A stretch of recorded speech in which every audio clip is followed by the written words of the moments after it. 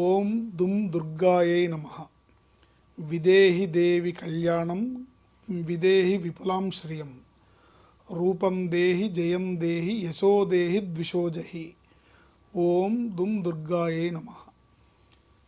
ఓం దుం దుర్గాయ అనేది ఈ మంత్రానికి ముందు వెనక చెప్పాలన్నమాట. ఓం దుం దుర్గాయై నమః. విదేహి దేవి కళ్యాణం విదేహి విపులాం శ్రియం. రూపం దేహి జయం దేహి యశో దేహి ద్విషోజహి.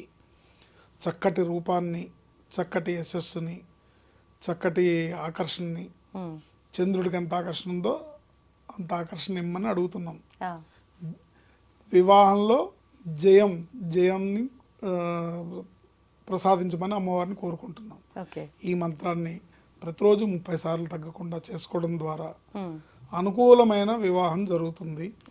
అనుకూలమైన భర్త లభిస్తాడు. మీ మనసులో అంటే ఆడపిల్లలకైనా మగపిల్లలకైనా, ముఖ్యంగా ఆడపిల్లలకి తనకు వచ్చే భర్త ఇలా ఉండాలి, తన భర్త తనని ఇలా చూసుకోవాలి, ఇలా అన్ని రకాలుగా సకల సౌకర్యాలతో తనని చూసుకోవాలి అని కోరుకుంటారు.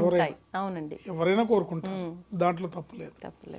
సో అలాంటి వాళ్ళు వీళ్ళకి లభించి అమ్మవారి అనుగ్రహంతో తప్పకుండా విజయవంతమైన వివాహ వ్యవస్థ వాళ్ళ కుటుంబంలో ఏర్పడుతుంది.